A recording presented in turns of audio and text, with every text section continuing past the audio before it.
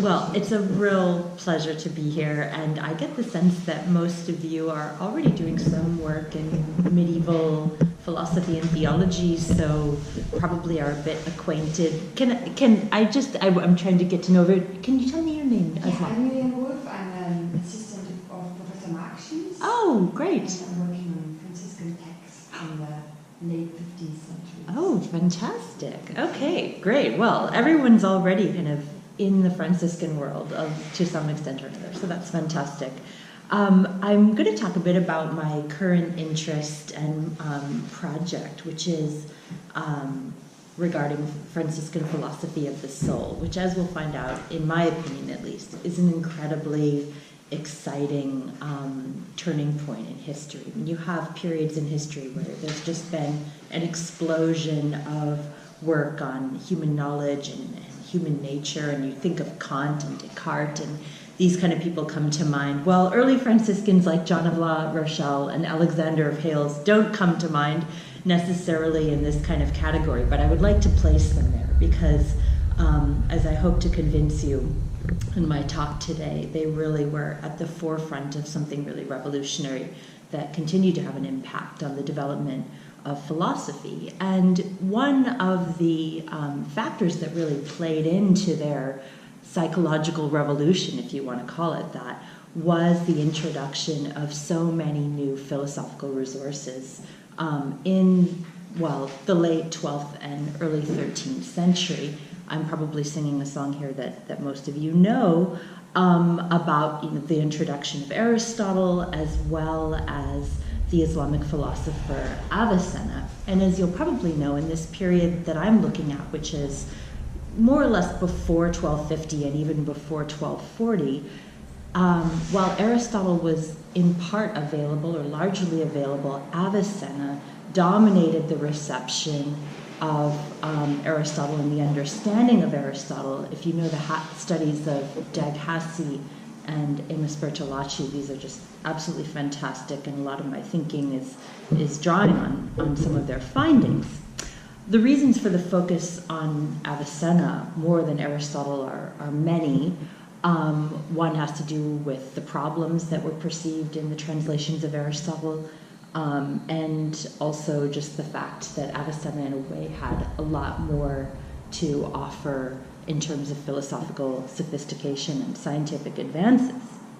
So until improved translations of Aristotle became available in the 1250s and 1260s, Latin thinkers were really inclined to rely on the translations of Avicenna's works as a way of understanding Aristotle. This, of course, wasn't a pure phenomenon, and we have sort of the leading expert right here on the way in which Avicenna's ideas were received together, or in partly through the work of Gundesolinus, Costa Ben Luca, Avicebron, and all of these names feature significantly in the early Franciscan tradition.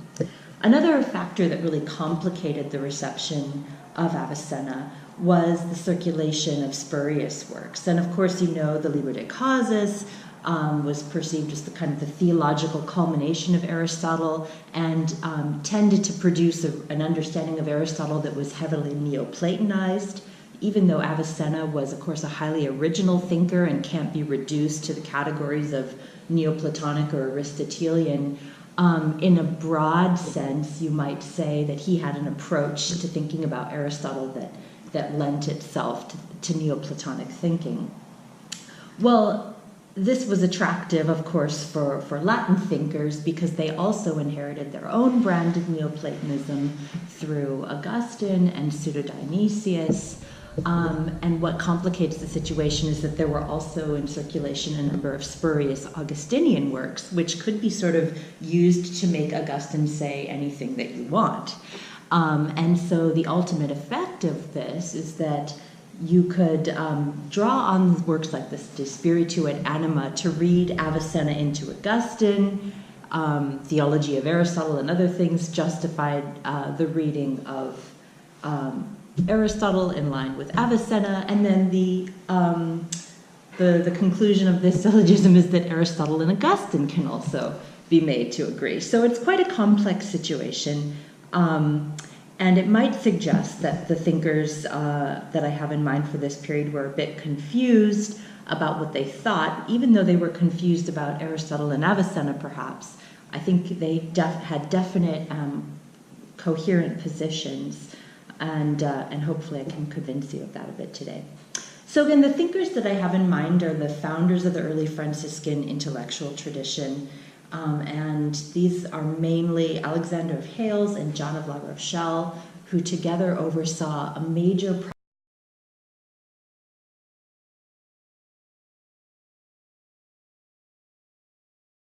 Damascus. So he sets up a scheme where you have Avicenna, John, and Augustine, although it's the Augustine exclusively of the De Spiritu et Anima. You think that's just an incredible amount of cheek, that you can just attribute an entire system to Augustine on the basis of a spurious work. And this is a bit of a rabbit trail, but there's some quite compelling research that was done a million years ago, well, in the beginning of the 19th century, which is they could have known very easily, and probably did know, that these spurious works were spurious, and they chose, it suited them not to draw attention to that fact. So an interesting discrepancy between John's Summa De Anima and the De Anima Rationale section of the Summa Hollensis, despite the fact that the one forms the basis for the other, is that while you have this lineup of Augustine, Avicenna, Damascus in John of La Rochelle, the lineup changes to Aristotle, Augustine, and Damascus in the Summa De Anima. And the reason for that, I would hypothesize, is just to do with a difference of date. So you have a difference of about 10 years. And the difference between 1235 and 1245, I know I sound ridiculously like sort of like a historian or something when I say this, but it made a huge difference, right? Because it's the switch between a period when Avicenna is sort of the primary go-to guy, and a time when, at least in the 1240s, the Averroes commentaries have been available since 1230. They're trying to figure out what the heck is going on with them. That gives them motivation to look a little more closely at Aristotle. They need to pay some lip service to the appropriation of Aristotle, who was just virtually absent in the work of John of La Rochelle. So what we'll find, however, is that there's virtually no difference in the actual views of cognition presented. You just have different names slapped on to those positions. So I feel like I'm already getting long-winded, and I'm not. I'm only on page 2. But at some point, if I am going over time, then, like I say, I can sort of rapidly compress.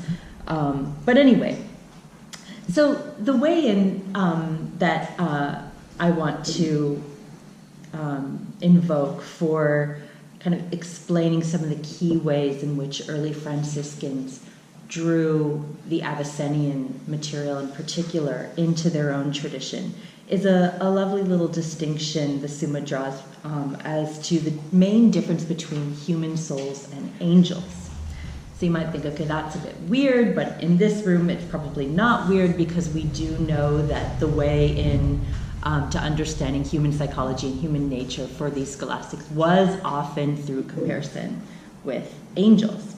So the main differences that the Summa outlines concern what it calls the esse naturale, the esse rationale, and the esse metaphysico of rational beings, whether they're angels or humans.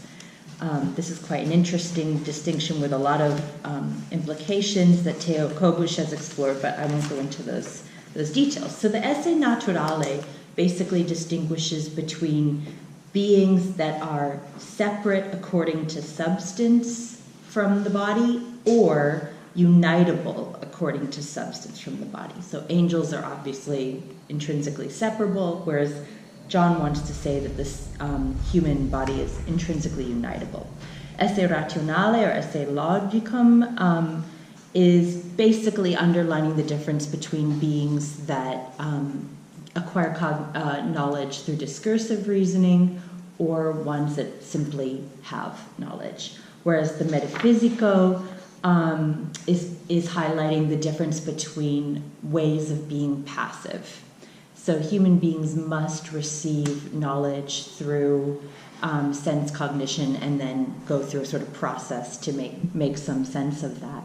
Whereas angels do not require the sense species in order to understand. The only sense in which we can say that they are passive is with respect to the illumination they receive from God. So these categories provide a useful basis not only for assessing the difference between human and angels, but also these ways in which Franciscans adopted ideas from Avicenna. So let's start with Esse Naturale. In this regard, these early Franciscans, John of La Rochelle particularly, follow Avicenna in saying that the soul can be considered in two ways, either in its own right, independently of the body, or in relation to the body. So the kind of raft of arguments that is pulled out in order to establish this is probably going to be familiar to you. You know, the one from Avicenna that says the essence of a substance is distinct from that which it moves. The soul moves the body, therefore it must be distinct according to essence. Another argument, which we'll come back to, is also the sailor-boatman analogy that you find in Aristotle, which is given an interesting twist in the Summa Halensis, which says that as a sailor is divided according to substance from the ship, so the soul is divided according to substance from the body. Interestingly, in the Summa De Anima, John appeals to the flying man argument, and it's amazing that in his discussion, we just have 60% flat-out quotations from Avicenna's De Anima, and this is one of them. He is a very careful and literal reader of his text. So the flying man argument, you know, is the idea that a human being, if they were deprived of all their senses and just kind of floating in the air, would not be able to doubt the fact that they were thinking and thus a rational being. Another interesting question is, what makes a soul a substance once we've established it as an independent substance? And you probably know there's a bit of a debate here over universal hylomorphism. Is the soul comprised of matter and form, or is it just a simple substance not having any kind of matter? I don't know, I'd be really interested to hear Nicola's view, because as I looked very closely at the material recently, I found that up through the 1230s, there was just a rejection of universal hylomorphism, and John of La Rochelle rejects universal hylomorphism in his Summa De Anima. But then there's a switch in the 1240s, and thus you find in the Summa Halensis that they affirm universal hylomorphism. And the ground of this argument is that, you know, if any substance has to have matter and form, well, the soul also has to have matter and form. And what it came down to was a debate of really, was Avicenna or Avicenna the most useful way of interpreting Augustine on this particular issue. The idea was that the soul had to be a separate substance that was there in all those lovely pseudo-Augustinian texts, De Spiritu et Anima, De Ecclesiasticis Dogmatibus, and the De Fide et Petrum were the main ones that dealt with body-soul stuff. So the simplicity of the soul, the independent substantiality of the soul, but how best do we articulate this position? And you just notice this shift towards universal hylomorphism in the 1230s. Of course, wonderful Gundesolinus was responsible for the transmission of both positions, Avicenna's simplicity position, but that is where I have a footnote to you. So, despite the fact that Avicenna did not affirm universal hylomorphism, just argued for the simplicity of the soul's spiritual substance, I guess, we do know that he did affirm that the body itself had a matter-form composition, that the form of corporeality was what made the body a body. And that's a big difference from Aristotle. It's not the soul that makes the body a body. For Avicenna, it's the soul that makes the body living, but not a body. And this, of course, is just completely picked up by the Franciscans. And this way of thinking about the soul and the body as separate substances, which the Summa Halensis takes on, even though it goes with universal hylomorphism, was, in Avicenna at least, as you, I'm sure, know, justifying the idea of an accidental relationship between the soul and the body. These are sort of intrinsically detachable substances. The soul can go on living after the death of the body. In the years before John was working, so in someone like Philip the Chancellor, this idea of the accidental relationship was basically picked up universally at the University of Paris. But at some point, and specifically in Hugh of St. Cher, who sentences commentaries about 1230, 1231, I think they realized that this didn't really work with their eschatology, because Christians believed in the resurrection of the body and the intrinsic value of the body.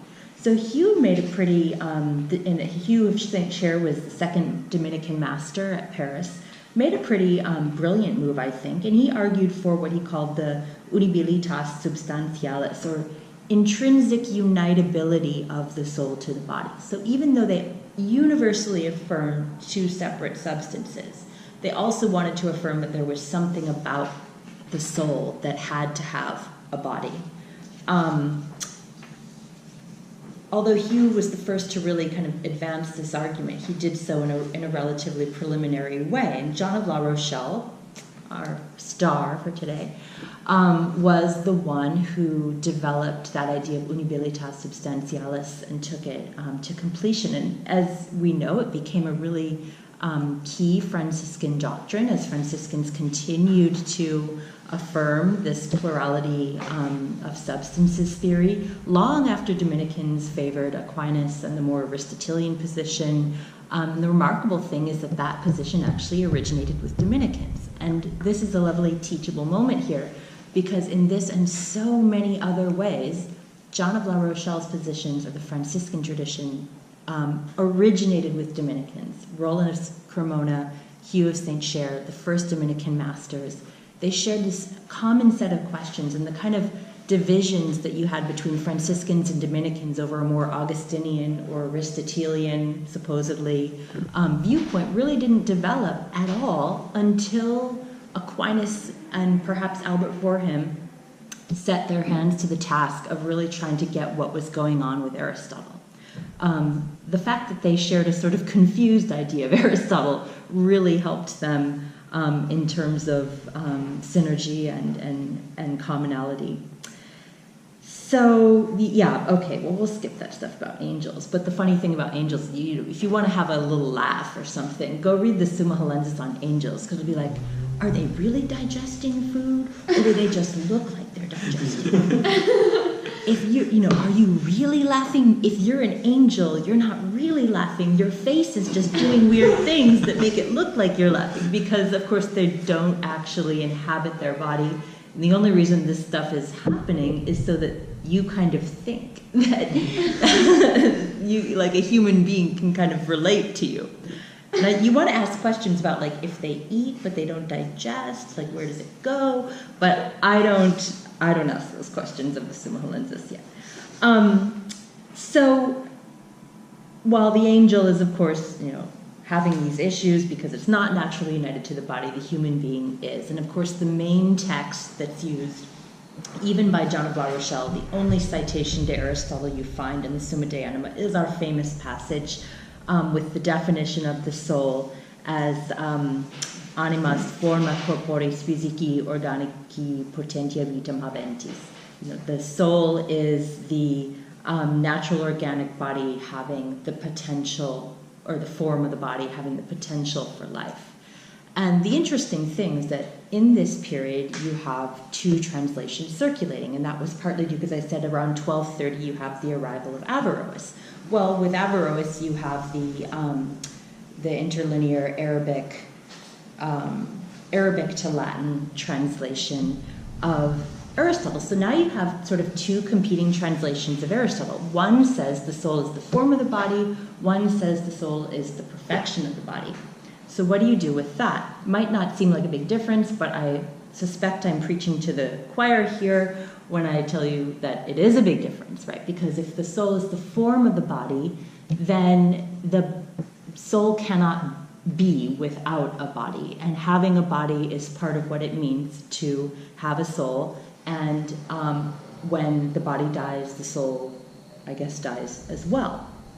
But the idea of a perfection is used by Avicenna at least, to really affirm this accidental relationship between the soul and the body, and to suggest that the soul can go on living as an independent substance after the death of the body, no problem at all. Incidentally, coming back to the sailor boatman analogy, when I actually went and looked at that, I mean, I'm not an Aristotle scholar, but at face value, it seems to suggest not what the Summa Hallenses had taken it to mean, that the sailor is separate from the boatman, but actually that the sailor is what actualizes the potential of the boat to sail. And so what it's emphasizing is an intrinsic unity between body and soul rather than the duality that it was taken. So it's just a lovely example of how scholastics sort of did whatever they wanted with their authorities. This whole kind of situation with the two translations posed a bit of a problem, because you have, on the one hand, the language of form, on the other, the language of perfection. What are you going to do with it? Interestingly, if you look at John of La Rochelle, I mean, he just lines up the terms. The soul is the first act and form and perfection of the body. And I put, I mean, this loads of stuff is there on your handout with these kind of quotations. Same in the Summa Hallenses. The soul is the form and perfection and first act of the body. All in one quote. They don't seem to have any kind of problem. And as a result of this, you have quite a few scholars, Bazin, Crowley, I think Bieniak as well, and even Dales, and they say these guys were just absolutely confused. They had no idea what they were talking about.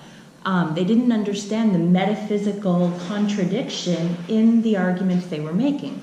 That's actually not the case when you go look at the text. Already from John Blund, they are very acutely aware of the fact. They know that a form can only exist in matter.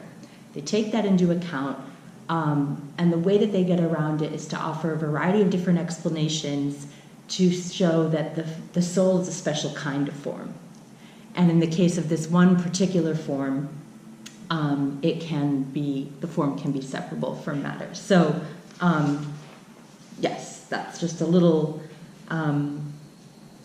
point to suggest that they may have been a little bit, had a complicated relationship to their sources, but they weren't altogether confused about the actual positions that they were advancing.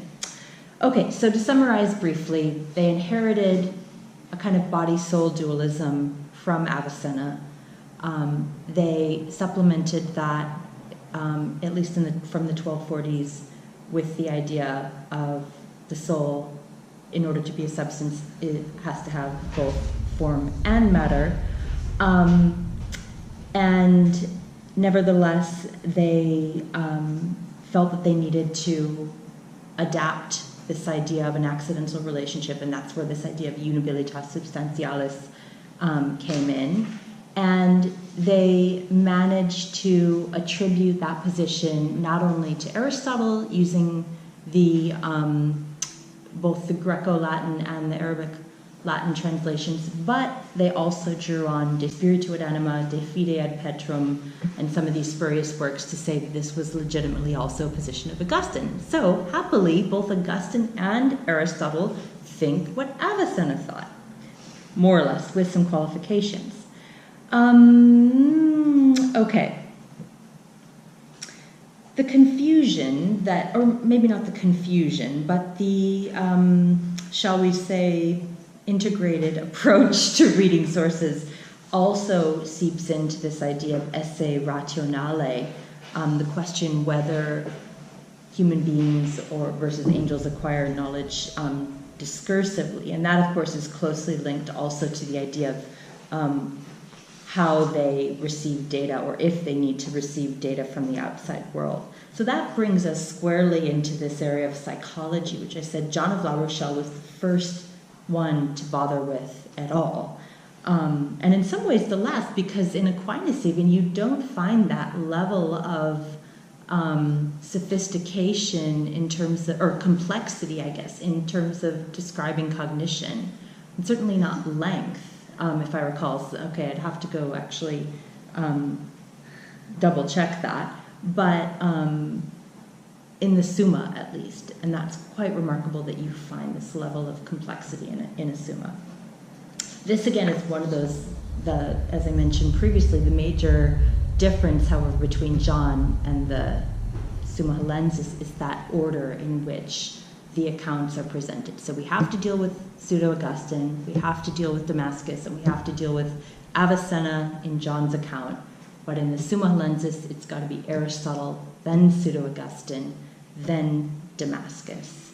And this, of course, just suggests the need to engage a bit more with Aristotle. So I'm not going to go into the stuff about Augustine and Damascus too much. Dag Hassi has a great account of why these authorities are there, and I think the explanation is pretty straightforward. You have this indigenous theological tradition, even if it wasn't very sophisticated, of psychological schema. John of Damascus has quite an extensive account of, he's got terms for the different, faculties of sensation and cognition, and Augustine has all of his triads, memory, understanding, will.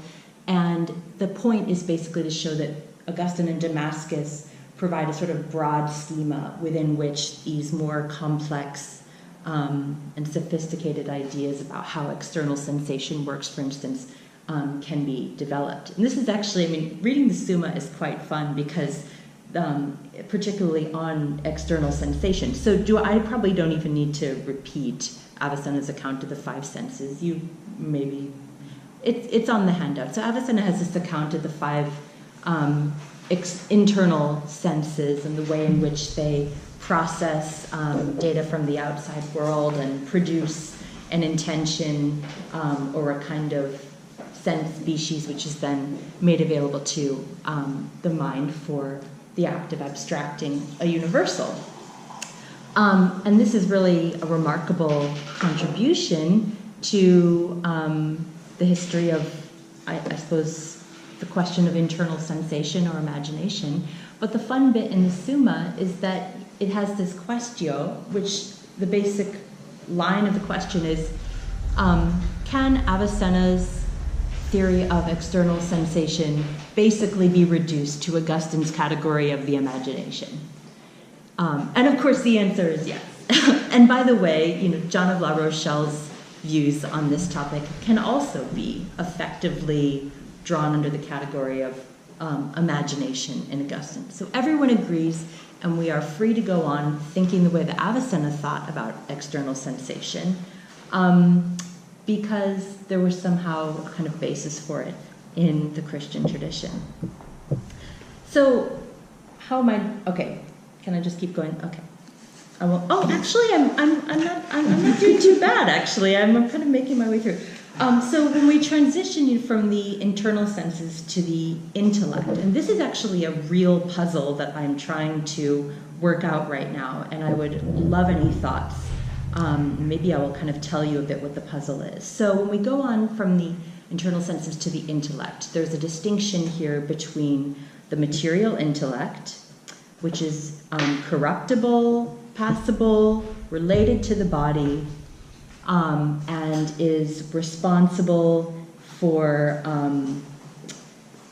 receiving a form in matter in the mode of a particular, okay? Material intellect. Inseparable from the body and corruptible. Then you have a separable, incorruptible intellect, which is twofold, and that is that consists of the possible intellect and the agent intellect. The possible intellect is basically, the blank slate, which is receptive to all kinds of forms, but not capable of receiving any of them in act. The agent intellect shines the light on the form, and then it's stored in the possible intellect, and the act of abstraction is completed. Now, this particular way of dividing the material, possible, and agent intellect is found in a couple of anonymous texts from dating from about 1225 to 1230. Oh gosh, I always get the titles confused. One was edited by Gautier, one was edited by Daniel Callis. And so it's pretty clear that this particular way of dividing things up, but if you know Averroes, Avicenna, Aristotle, and Alexander of Aphrodisias, who were their main resources, none of these guys divided things up in exactly that way. So the puzzle for me right now, and it's really bearing on a huge debate over to what extent anyone was actually engaged with Averroes in the 1230s, is the question. I mean, the only real explanation is that they cobbled together something from Alexander of Aphrodisias. Just for instance, like the material intellect, to describe it as inseparable from the body is a very Alexander of Aphrodisias thing to do. To describe it as a faculty rather than a disposition is a very non-Alexander of Aphrodisias thing to do. The material intellect for Averroes plays the role of what's called here the possible intellect. Now, the actual functions performed by these three faculties seem to me to be a little more closely related to the way they're understood by Averroes. Nevertheless, it's possible that they could, I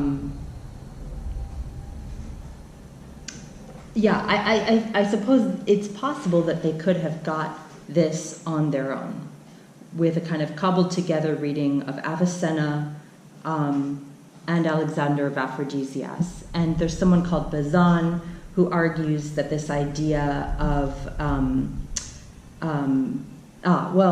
maybe I should just stop there because the problems just get even more complicated. One other problem, just briefly, is that everyone in this period thinks that Averroes, and Bacon too, I think, thinks that Averroes is responsible for the view that the intellect belongs to my soul rather than is a separate, the agent intellect is a separate substance. But that's not actually, to my best of my knowledge, what Averroes thinks. So they seem to have some confusion, which cast doubt on the idea that they actually got anything from Averroes, even though he seems to be the closest precedent for this particular division, and even though he uses different terms for the faculties described. Thus, you see, it's quite confusing. It's also a bit of a puzzle because John of La Rochelle brings in Avicenna's doctrine of the four intellects, which of course has a material intellect, but Avicenna of course describes these as four stages of the possible intellect. And here you only have one possible intellect. So you really have to ask yourself, how does the doctrine of the four intellects get slotted in to this schema here? To the best of my understanding, the possible intellects really work with what he's understood to be the possible and agent intellects, and the material intellect in Avicenna is something different from the material intellect in the Summa lenses. So you see it gets quite complicated. And they don't, perhaps this is one area where I would allow, although at this point I'm thinking, my tendency is to think that I have yet to figure it out, not that they didn't have them things figured out. But I gave a talk similar to this for Peter Adamson's group, and one person asked a question which I had also been asking, which is, why do you need the material intellect? Isn't that what estimation does? Estimation produces an intention. Yeah, exactly. It produces a form and matter. That was also how Averroes understood it, this idea of cogitatio that he has that basically produces the sense form as particular, is effectively the imagination. It's not an intellectual faculty, because you can't have an intellectual faculty that is corruptible and that's attached to the body. So they don't seem to have got the message here in the Franciscan school and actually reify this intellectual faculty that is nevertheless corruptible. And yet they also have estimation. And they also have the complete doctrine of the internal senses. They don't seem to have made that link, that they perhaps have two faculties that perform the same function. Anyway. Okay. Oh, no. Yeah. Yeah, okay, so I'm going to speed up. Anyway, so you see that there are quite a few puzzles here. And nevertheless, you can see that they're trying to come up with some kind of coherent system. I'll skip this stuff on the transcendentals. If you're interested in transcendentals, we can talk about that later. But the doctrine of the four intellects is definitely looming large. And just to reprise that very quickly, you know that the material intellect is the capacity for all forms, like a young child who has the capacity to learn to write but hasn't actually learned to write yet. The intellect in habitu has the principles or skills needed to know forms before having actually learned them, or before having, employed those skills. The intellect in effectu is the one that actually uses the principles, but is not in the act of using them at the moment to draw conclusions or gain understanding. And then, of course, you have the active intellect, which is the one that is in the process of abstracting a universal at the actual moment. Another key difference is that Avicenna, of course, didn't believe in intellectual memory, but the Summa Hellensis does affirm that, and that's part of its strategy for insisting that the agent intellect isn't actually a separate substance, but is a feature of the soul. Both John and the Summa Hellensis have a rather nuanced account of this, however, because even though they say that I should probably back up and say, you know that Avicenna has this idea that the agent intellect is a separate substance, kind of lower celestial being, and that the Latins, perhaps with the help of Gundesalinus, developed this idea that God is the agent intellect, so really the act of abstraction is helped along by God. And this is a position that a number of Franciscans held, possibly even Bacon, Roger Marston. The Summa Hellensis doesn't take that line. They want to say that the agent intellect belongs to the human soul. You are the one doing your act of abstraction. But the qualification is that this only is the case when you're thinking about yourself or things beneath yourself. When you're thinking about angels, the agent intellect is an angel. When you're thinking about God, the agent intellect is God, because you don't actually have the resources within you to understand things higher than you and need some assistance in those respects. So nevertheless, in my view at least, it's a slightly less problematic view than just saying across the board God is the agent intellect. Let's see where I am here. I'll try and wrap up. So the interesting thing about the Summa Hellensis is all of these things are laid out. The doctrine of the four intellects, this schema that I mentioned of the material intellect, inseparable from the body, corruptible versus possible and agent, which are separable and incorruptible. And in the Summa Hellensis, again, we have this shift where Aristotle takes pride of place over Avicenna.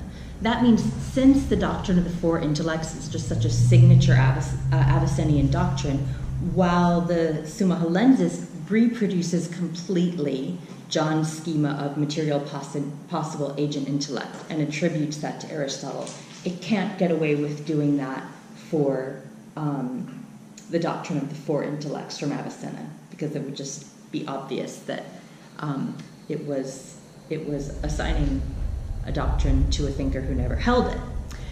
So the way that he gets around it, which is equally sort of, obvious, is that in the section on John of Damascus, in the Summa Hellensis, he's outlining John of Damascus's scheme of the intellect. And conveniently, John also has four different terms, like mens opinio, excogitio, and memoria. And so he explains these in such a way that the ultimate conclusion is that actually John of Damascus has a doctrine of the four intellects. So he sneaks the Avicennian doctrine of the agent intellect in through the back door. And this is a classic thing that the Summa Hellensis will do, kind of put something really juicy in a reply to the objections where you would least expect it. And then it's clear that despite his attempt to present himself as an Aristotelian, he's still fundamentally holding to the same more Avicennian than anything else positions that John of La Rochelle had advocated.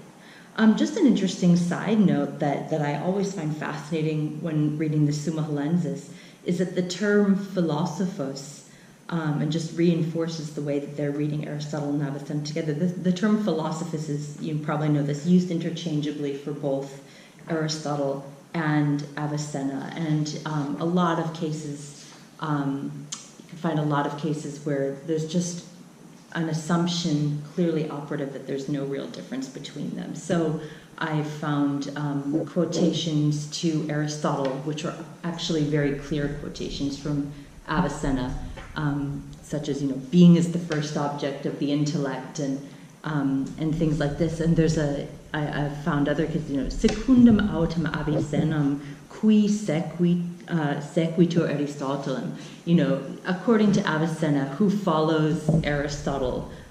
So they're really all the time, but often with a different strategy, merging the two thinkers or conflating them. And this, I think, really reinforces the thesis of Amos Bertolacci that up until the 1240s, you have a phase of reading Aristotle with Avicenna. It's no longer the 1230s where we just don't even care about Aristotle, we just read Avicenna. We're trying to show that we are engaged with Aristotle, but really we don't know what to do entirely with him, and we're not ready to depart quite yet from the rather Neoplatonized views that Avicenna conveniently had to offer, because of course these mesh so nicely also with pseudo-Augustine. So I've tried to give a little bit of a taste of Avicenna's reception, and obviously there were many others who took an interest in Avicenna in this period, Albert the Great being one noteworthy example.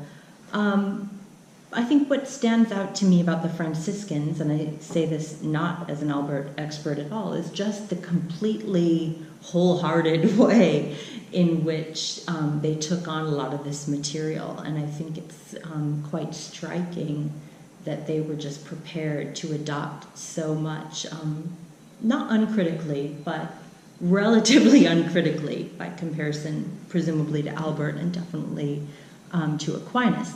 The reception, again, was not a pure one, mediated by Gundesolinus, Costa Benluca, Avicebron. The interesting upshot, for me at least, of all of this research, because we could say, why do we care what happens in the 1230s and the 1240s? Everything changed in the 1250s and 1260s. Things went on from there. I think the decisive thing for me, why I value learning about these texts, is that, yes, Aristotle came into the fuller light in the 1250s and the 1260s. The Dominicans began to follow that path. But what it meant to be an Augustinian, so Aristotle became disassociated from Avicenna. But what it meant to be an Augustinian was really forged in this period in conversation with Avicenna, Avicebron, Costa Benluca, Jewish and Arabic sources, justified on the back of pseudo-Augustinian texts, and really developed in a way that had very little to do with Augustine. And this is where I would be critical of the thesis of Gilson and others who just think that this wonderful Avicenizing Augustinianism was somehow faithful to what Augustine actually said. I think when you look at the actual text and you see that the way that they are themselves struggling with the best way to interpret Augustine, it's really clear that you don't even have to go back to Augustine and establish what he thought to know that this is something different, this is something unique, and yet it defined Augustinianism in so many respects, not only for the Middle Ages, but beyond. And so I think it's something that we should question, and in questioning it, we can come back to Franciscans and just see the originality and the sophistication of what they were doing, and also just the remarkable fact that Western philosophy was forged with Jewish and Arabic sources, which I think it wasn't a pure Christian conquest, and I think that's a valuable lesson, yeah, as a theologian at least for today. So anyway, thank you. Yeah. Thank you very much, Lydia.